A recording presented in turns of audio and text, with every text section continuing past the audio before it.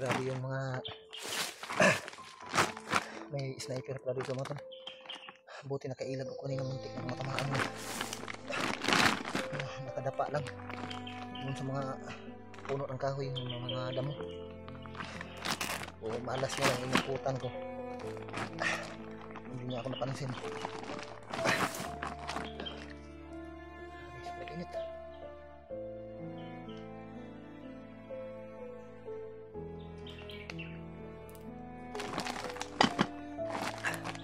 Isabit ko muna to.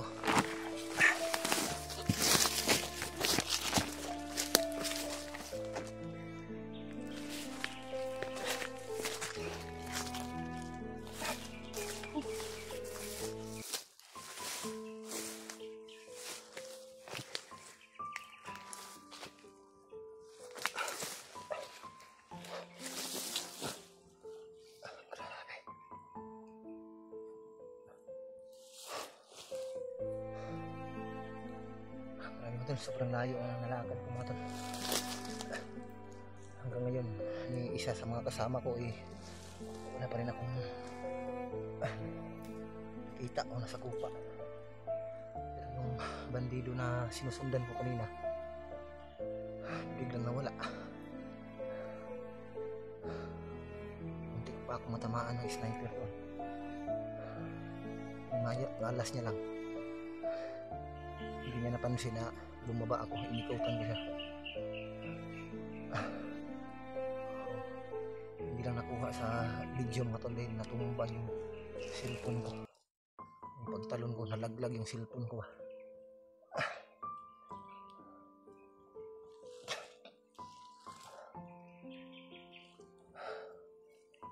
Ate, sobrang init.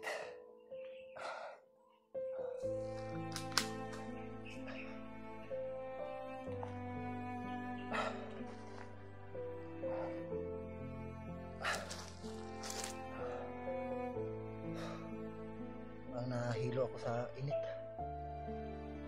Wala kasing hangin na madaan. Walang hangin.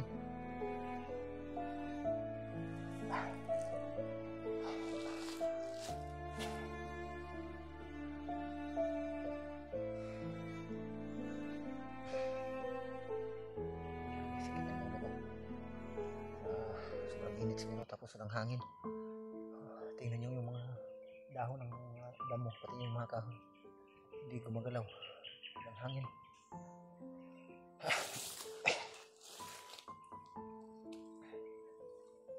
Kailangan ko magpahinga muna.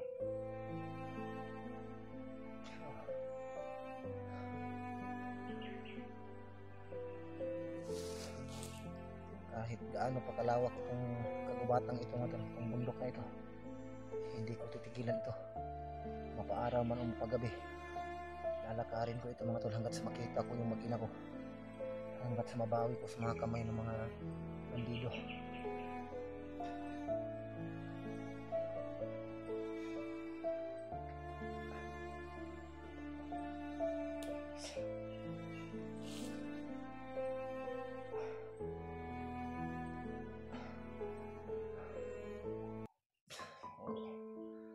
Kahit gabi mga tol, nilalakad ko pa rin itong mga bundok na ito kahit mag-isa lang ako. Pero doble ingat talaga ako mga tol dahil hindi ko alam yung sasapitin ko. Kahit dahil gabi hindi natin makita kung may sasakupa tayo, may nakaabang ba sa atin. Yung buti na lang may flashlight ako, pero itong flashlight ginamit ko ito kung gabi ay yung mga daanan ng medyo mahirap. Ginagamit ko lang itong flashlight kapag walang buwan, pero kapag may buwan hindi ko ginagamit itong ilaw.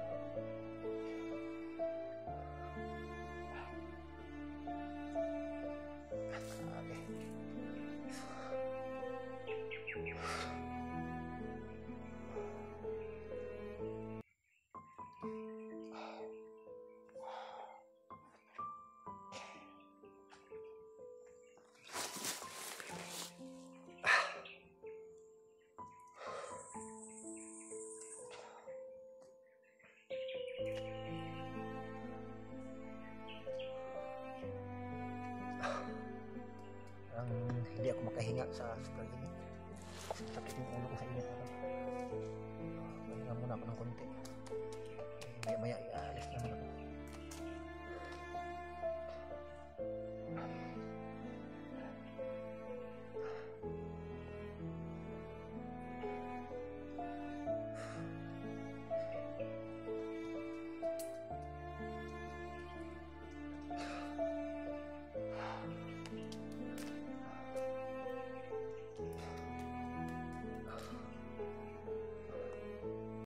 Mga tol, ay pakishare ng aking video mga tol para malaman ng aking mga kasama kung sakaling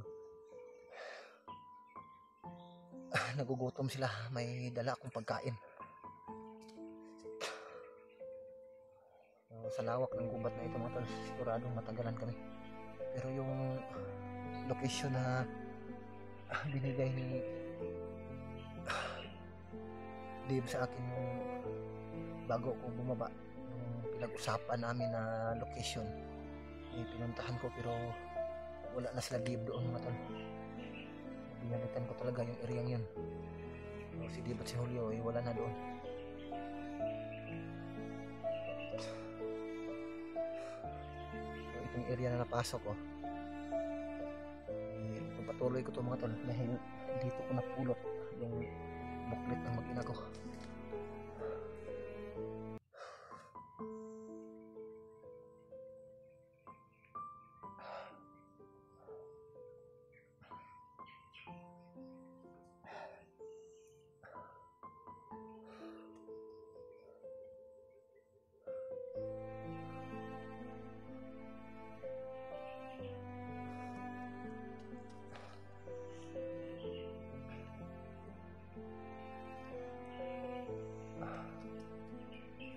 Parang nagdilim yung paningin ko sa sobrang init.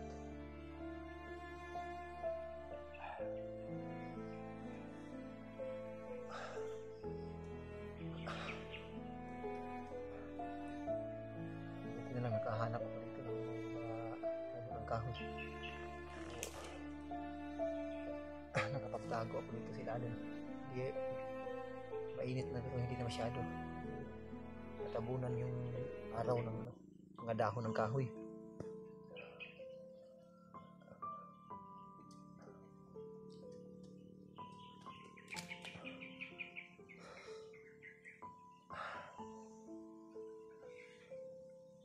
Oo.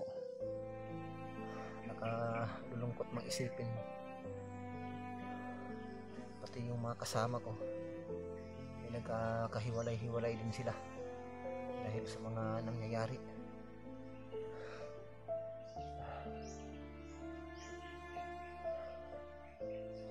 Sana kahit sino man sa amin na makakita saan yung location ng mag-ina ko, saan nila dinala, sana maalam nila kaagad sa akin mga tol. Hindi talaga ako titigil mga tol. Kahit gabi ay naglalakad ako mga tol, pero yun nga lang hindi ako makakuha ng maayos na video kapag kagabi, dahil mahirap mag video kapag gabi mga tol, dahil yung mga daanan dito hindi natin kabisado, baka mahulog tayo sa mga bangin dito, kaya may mga masakupa natin mga kalaban.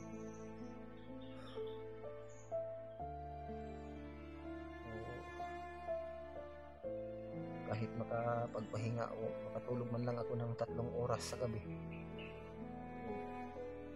mataas na oras na yun na pagpahinga ko. Pagkatapos na lumalakad din naman ako mga tol.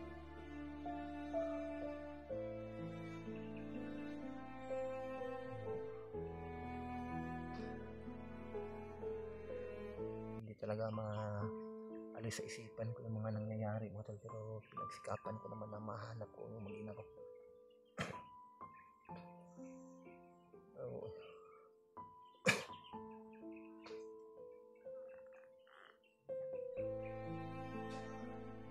Gaganti ako sa mga ginawa nila mga tol.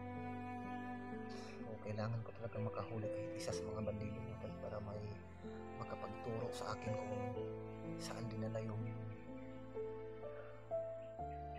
mag-ina ko. O kaso nga lang yung bandido na nakita ko kanina mga tol, parang patibong yan. Sinusundan ko pero bigla akong pinaputukan ng sniper. Umalis ako sa bundok na yun, dito banda sa may kaliwa ko na bundok mga tol. Umikot ako dito sa bandang Silangan. Ikutan ko dito malapit sa kaliwang bahagi para maiwasan sila. Pinagmamasdan ko lang dahil makikita ko yung bundok na yun. Pero hindi ako gaanong malayo doon dahil sinusubaybayan ko yung bandido na sinusundan ko kanina.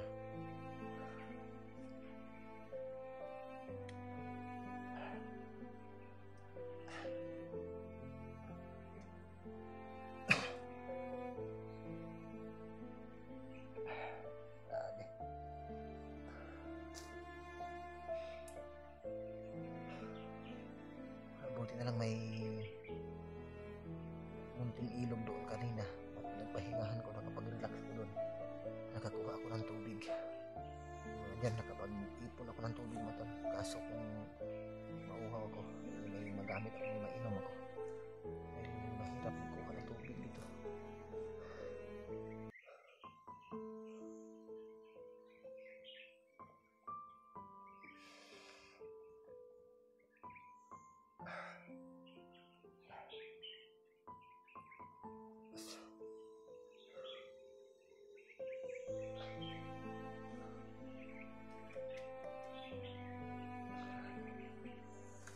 Pag-init talaga.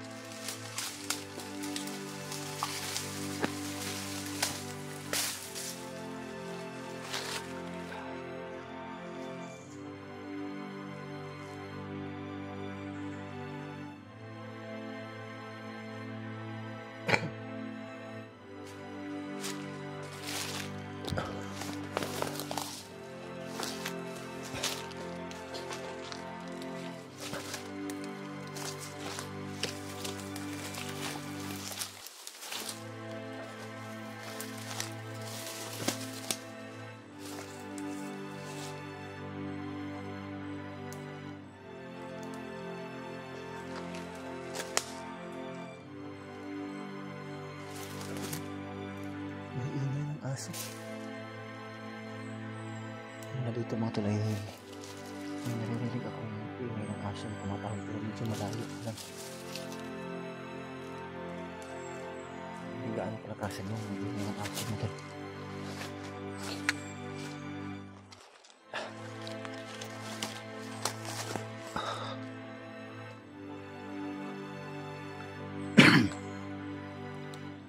Kailangan ko talaga mag-ingat dito natin.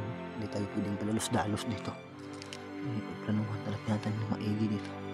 Itong area ito.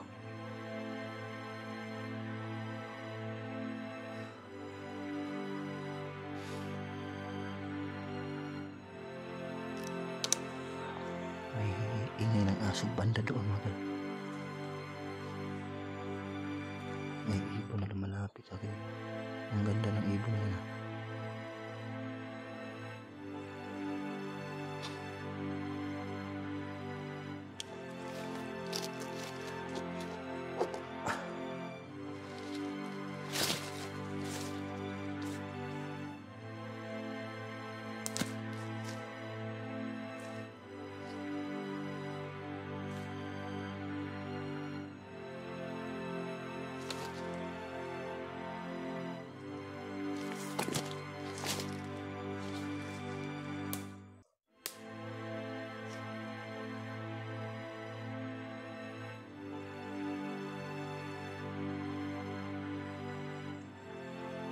Patuloy tayo mga tol.